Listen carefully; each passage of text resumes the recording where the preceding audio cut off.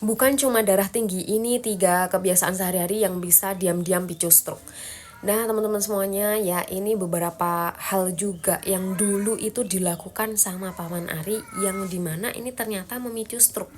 Jadi memicu terjadinya stroke. Nah, ternyata banyak loh faktor-faktor risiko, kayak misalkan contohnya apa sih? Merokok. Ternyata merokok itu bisa meningkatkan resiko stroke. Sebenarnya udah ada sih ya di peringatan itu ya, di tulisan iklan-iklan, tapi ya mungkin banyak yang mengabaikan atau kayak gimana gitu kan.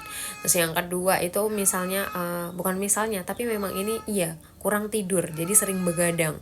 Ternyata itu bisa memicu resiko stroke itu makin tinggi.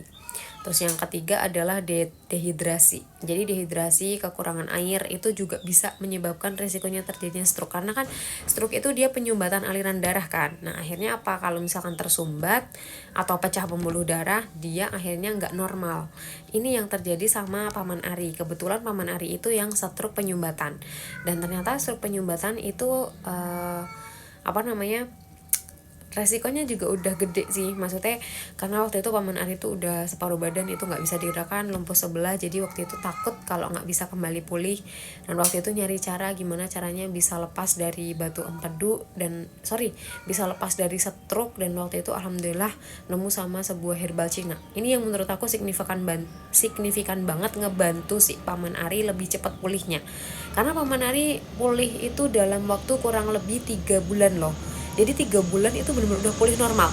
Yang tadinya itu separuh badan lumpuh sebelah. Jadi sebelah kiri ada pesawat, sorry guys.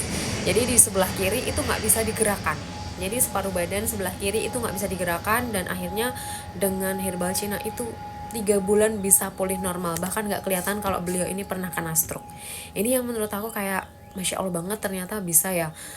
Stroke itu dia pulihnya itu cuman dalam waktu 3 bulan. Nah semoga teman-teman paham apa yang aku ceritakan. Insya Allah kalau Paman Ari aja bisa, insya Allah teman-teman juga pasti bisa.